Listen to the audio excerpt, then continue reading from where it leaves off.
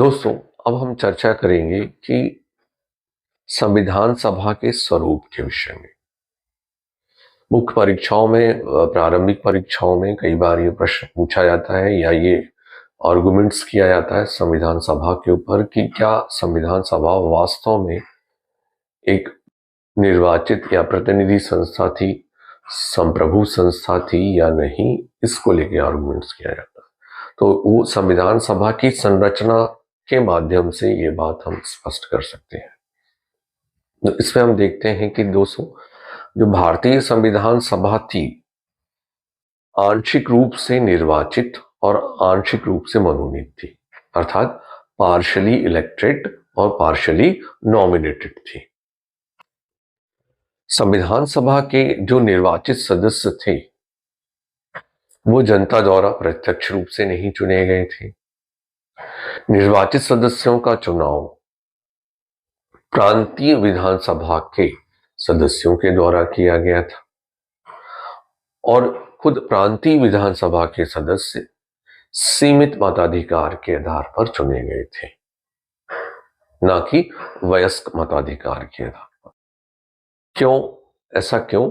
क्योंकि जो प्रांतीय विधानसभा थी वो 1935 के भारत शासन अधिनियम के अंतर्गत गठित की गई थी और 1935 के अधिनियम में कर, संपत्ति और शिक्षा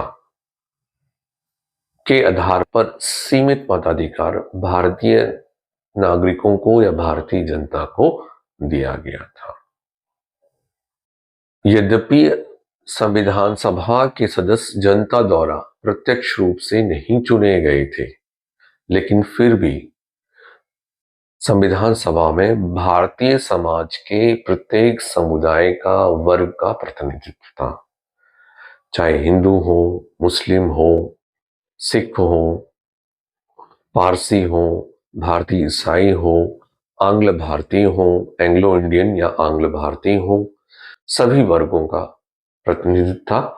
संविधान सभा में महिला सदस्यों को भी स्थान दिया गया था। इसलिए ये कहा जाता है कि संविधान सभा भारतीय एक संप्रभु संस्था थी, क्योंकि इसमें भारतीय समाज के सब वर्गों के प्रतिनिधि शामिल थे। और यहाँ ये बात भी ध्यान रखिएगा दोस्तों, स्वतंत्रता अधिनियम 1947 के अंतर्गत संविधान सभा को भारत की एक संप्रभु संस्था भी घोषित किया गया था। तो ये कहना निराधार है कि संविधान सभा असंप्रभु संस्था थी, भारतीय समाज का प्रतिनिधित्व नहीं कर रही थी, ये कहना गलत होगा।